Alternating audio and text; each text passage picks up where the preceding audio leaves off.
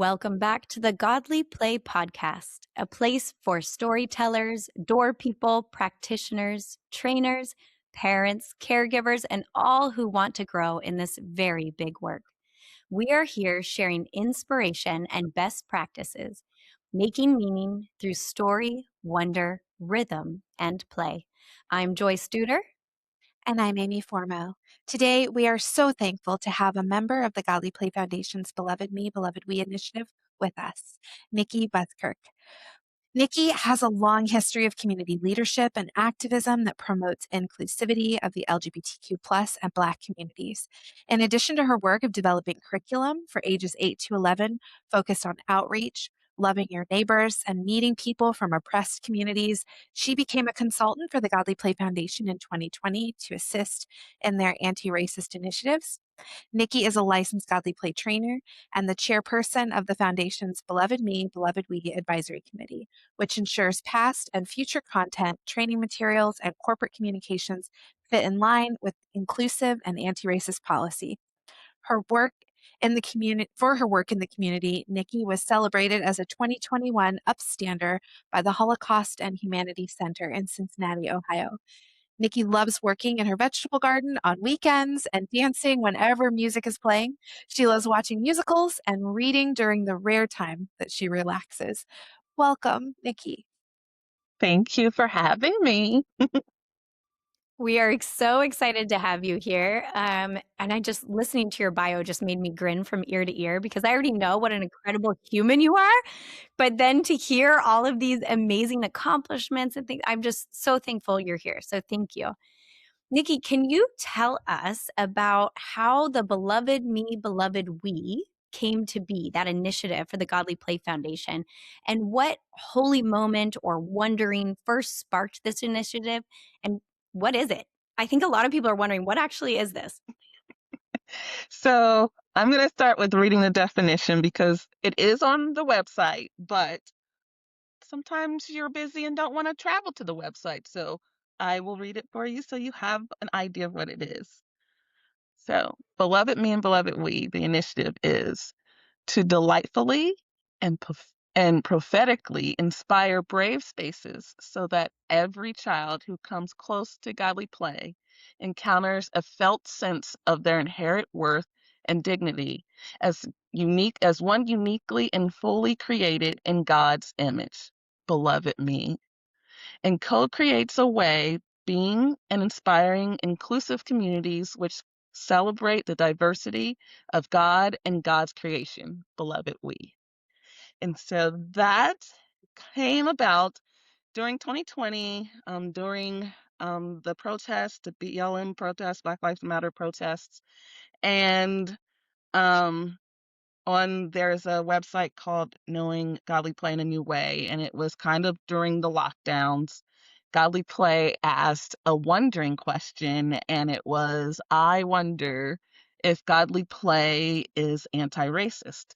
And so they left that up, and many people responded, and I responded. And to know me is to know that I am very vocal. And so I responded with, no, it wasn't anti-racist, and listed some things. And then Heather contacted me, and I didn't know who Heather was at that time. And so I Googled, like you do, you Google somebody, and realized who she was, and really thought I put my foot in my mouth and decided, okay, well, I did it. I done did it. I'm going to meet with her. And I met with her, and we talked about the things that I saw that wasn't anti-racist. And from there, we started talking more, and it came down to our gathering. That was the online gathering because we were still in lockdowns, and we had someone put up not so savory things, and we all had to have a conversation with it. And so we met again, and that's where this initiative kind of came out. That's incredible. So thankful for your voice and for your ability to speak out, Nikki. And for those who don't know, Heather is Heather Ingersoll, our executive director of the Godly Play Foundation. So if you get a message from her, you're going to want to answer. Yes, definitely. She was So so Nikki, gracious. oh, She was so gracious about it also. mm, yeah. Nikki, I'm wondering when we talk about children encountering a felt sense of being beloved me, what does that really look like in a godly play space? And how does that naturally feed into the beloved we side of the work? So it's being able to be in a brave space. And I say brave because safe, you're not really safe. So I say brave space where a kid can see themselves, like truly see themselves in God and in Jesus, and feel a part of being able to see themselves in the stories, being able to see themselves in language, and to embrace their diverse selves, and not be othered. And that's the beloved me part. And then that then leaks into the greater. So then the storytellers start to be able to see themselves in these spaces. And then it spreads out to possibly the bigger church. And then others start to see themselves in the bigger church. And that would be the beloved we. It's so beautiful. It's like a little puzzle. I'm listening to you piece it together. I'm thinking about how godly play is deeply, deeply child centered. How does this initiative approach anti racism and inclusion through the lens of children's spiritual and identity formation rather than adult agendas? So when we meet at an advisory committee and we're bouncing around ideas and thoughts and things, and it's coming from all different perspectives, when we're like stuck on something or trying to figure out it, we always ask the question, is this centered around children? Like that's always the thing we think of first. But then as adults, we start to spin. And when we're spinning, we always pause ourselves and say, is this still child center? Are we thinking about the children? Are we looking at it through children's eyes? That's always at the forefront of anything that we do. So even like if we're thinking about art and I'm thinking, oh, that kind of looks not what I like. And somebody else says, oh, but we really like that. We always pause and like, okay, would a kid like this? How is this Mm. going to affect a kid when they see this? So that's just number 1 for us.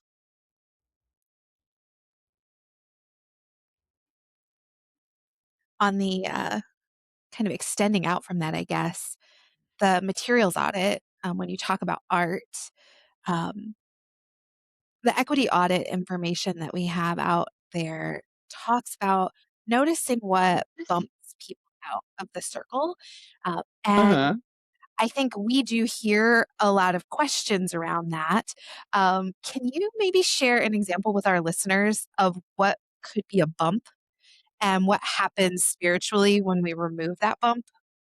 Mhm. So, a story that I always think about is the Good Shepherd story, because that one did have several bumps in the road, I like to say. And so, like, as a Black kid, if you're listening to that story and you get to the part after you say the cool, crisp waters, and then he led them to the dark and dangerous places. As a Black kid, you are dark, and so it feels like you are being called dangerous, and now you feel like you're the bad part of this story, and that feels not good, like, "Oh, no, I'm the one that's harming the sheep," and you start to not see yourself in the story, and in not seeing yourself in the story, then you don't feel the love that God, in that story, Jesus, is trying to show. And to have that just pulled away and not have that be something that bumps you out of the circle, and to feel like, "Oh, yes, I see myself. I'm here. Jesus is standing in front of the wolf, and I am part of the sheep." That's that's a experience that I don't know if I can explain. You feel the love. It's like that warm, gooey, like chocolate chip cookie feeling of love.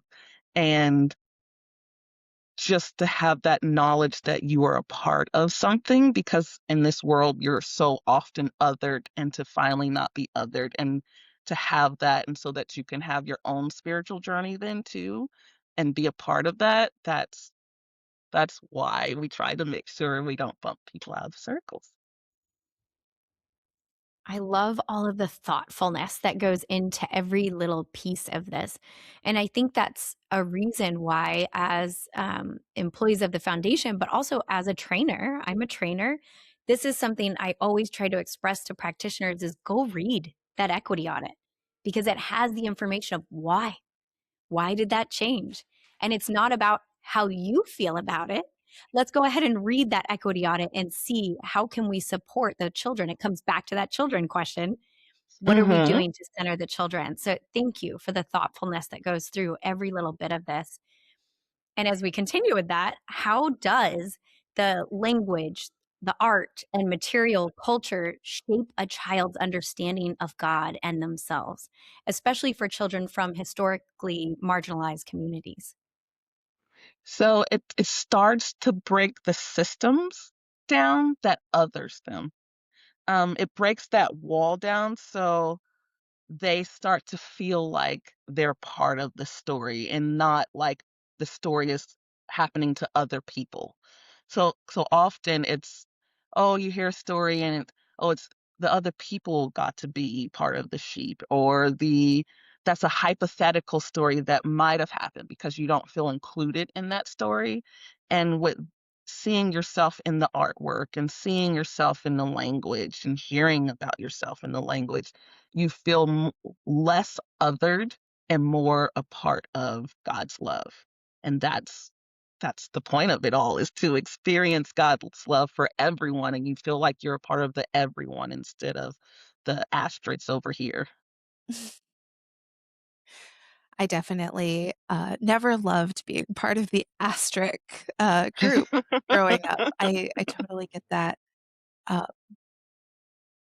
I guess shifting gears a little, another priority in the Beloved Me, Beloved We initiative is diversifying the leadership in Godly Play, in particular trainers. Um, why is it so important that the people we see leading in Godly Play or storytelling in Godly Play, why is that important that they be similar to the children as Mhm. models? Um, how is that formative for us? 'Cause representation matters in everything, especially when you are a person that's always seeing, or the representation that's out there is not always great representation. So when you come into the godly play space, then you get a like more pure representation of love than harm. And when we think of diversifying, like we really look at diversifying. So, like right now, we don't have a lot of men storytellers. And most of the times when we think of diversifying, men are often left out because men are everywhere. But like in godly play, we don't have a lot of men storytellers, we don't have a lot of men trainers.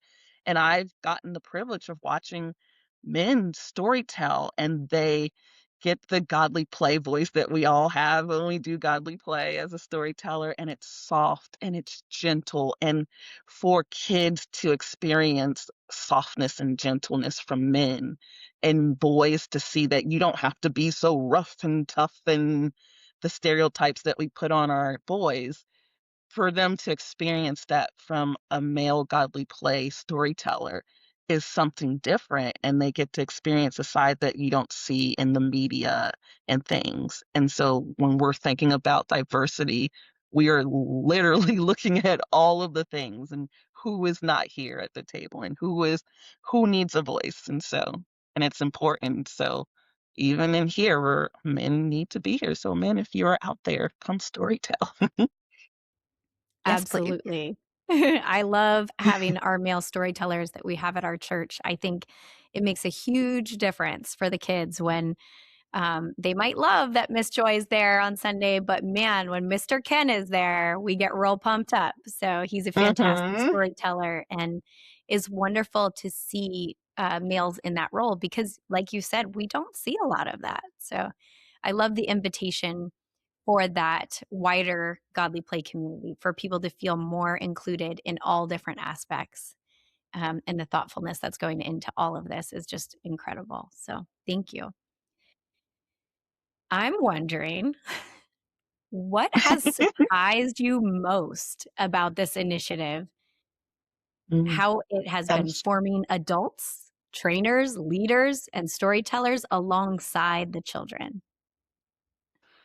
um, I am actually shocked that a lot of people are jumping first of all, jumping on, like, yeah, embracing it and saying, "Yeah, let's go," but also, I mean, because you expect pushback, like, in this line of work, you expect pushback, but people are embracing it right now and really taking it in and are becoming more aware themselves. Instead of just going in and doing the story and checking off the box, like, people are being more aware of what's in the space. How does this talk to the kids? How does this space talk to me as a storyteller? And watching, even in that, some healing happen within our adults. That's been the biggest wow. We're not only just helping the kids, but we are healing those childlike spaces inside of the adults also. That healing is so important, and that we can be curious and learn alongside our children, sort of come alongside them instead of leading them specifically, feels really powerful. Um, I don't know. I see you as kind of an expert in this realm. So how do you Mhm. invite godly play leaders into learning about white dominant culture and anti-racism in ways that really stay contemplative, spiritually grounded, rather than feeling, um, oh, I've lost the word, oppositional, I guess maybe is the word I'm thinking of.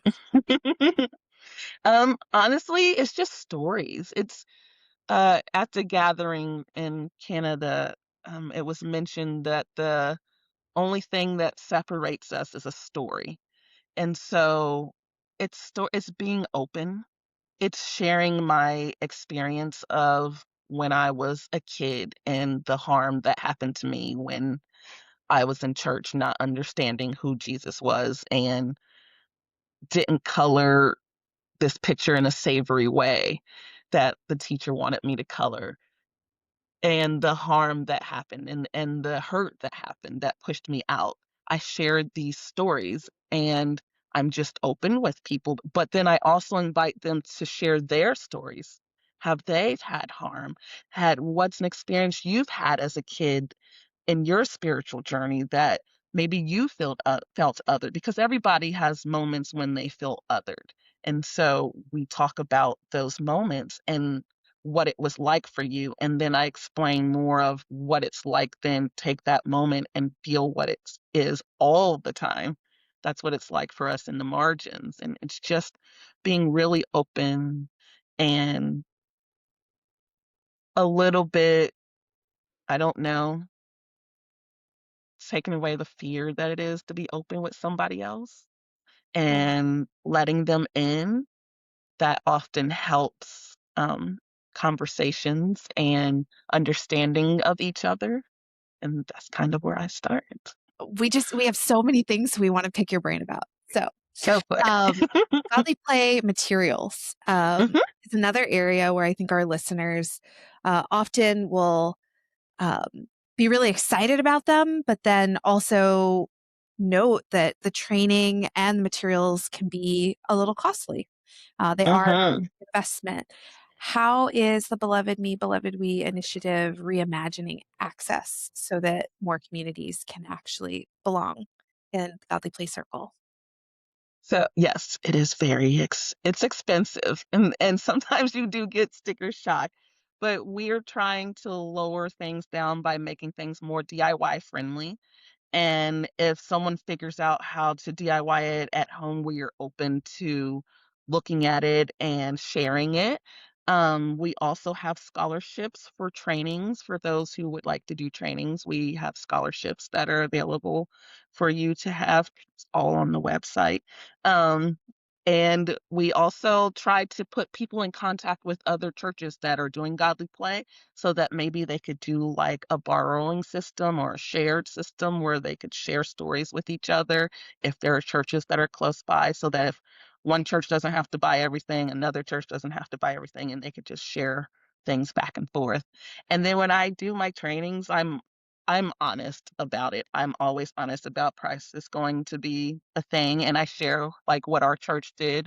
I share with people that, tap into the people in your church. You will be surprised at what they are skilled in. Like we had woodworkers make some of our items. We've had our Boy Scout, Eagle Scouts, they were working on a badge and they did one of our items. We have sewing club in our church and they made our big old liturgical calendars. So like tap into your church and your congregation and see what skills they have, and then and them contributing to that, that also gives them like a buy-in to Godly Play of like, yeah, we're part of the Godly Play community too. We helped make the items for the kids.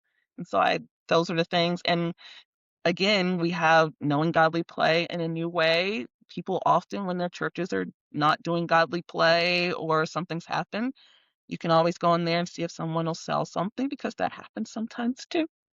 I love that you mentioned the scholarship. So I just want to touch base on that for everyone as well. The Circle of We scholarship exists. And Amy and Nikki and I want everyone to know. So it's not just there for training, which is very important. So we understand the why and the how of what we're doing. And we keep the integrity of that strong. But also, there is the scholarship for materials. So if you have been trained and you need some support with materials, or what always happens is you get trained and you have a room, and then boom, you have so many kids, you need another room.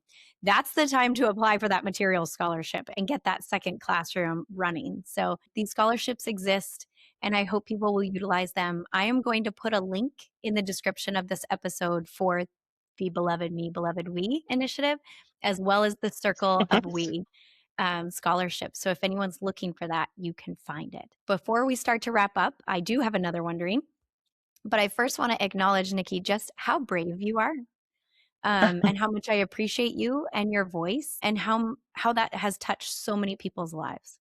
So thank Thank you. you. And a shout out to Heather for having such a growth mindset that she reached out to you as soon as she saw a comment and wasn't offended, but instead was open and was like, what can we do? I love that. That speaks volumes to Godly Play. So thank you. So, Nikki, as you look ahead, this is my, positive poly, whatever mindset. What are you most hopeful about for children who will encounter Godly Play through the lens of Beloved Me, Beloved We? And what questions are you still holding with God? I am excited for kids just to experience Godly Play, to have the love, just to feel like really feel God's love and really like just have that relationship with God that we are all searching for and looking for and hoping for. That's my biggest hope. My one of my pastors, their son, he was slightly older before we did Godly Play, and so he didn't get to do Godly Play, but his siblings got to do Godly Play. And watching them go through it, and he had a conversation with me, he was just like, "I wish I had this. I wish I Mm. had this when I was growing up. I wish I was able to have this relationship with God that I see my siblings have that I didn't get, and I wish I didn't have the harms and have to undo the harms." And that's what I hope for our kids, that they just know how loved they are by God. And my question for God is, where else can we take Godly Play? Like, I want it for everyone. Like, that's the passion I have in Godly Play. I want it for everyone. I want everyone just to know how loved they are. And so, if I can get Godly Play to people and they can feel the love and know that they're not so lonely out there, That's my question, God. How do we get it to everybody who needs it? I think that's a great guiding question for all of us in godly circles across the United States and around the world. How do we make sure that everyone who needs this is able to experience it? Yeah. Well, before we go, it is our tradition to invite our guest uh, to send us with a blessing. So, Nikki, would you be willing to do that? Yes. So in Godly Play, I always do the changing of the light. And I always ask the kids when I'm changing the light, I always say, can you get rid of God's love? And they always go, no, Miss Nikki. And I said, this is like what the Christ candle is like. It changes the light so you no longer see the flame, but the smoke fills the air and it wraps us all in God's love and it goes with us wherever we go. And so, my blessing for all of you listeners is that you really truly feel wrapped in God's love and know that you are so, so very loved all the time, every day, no matter what. Have a good, Thank wonderful you. day and just feel the love. Thank you so much, Nikki.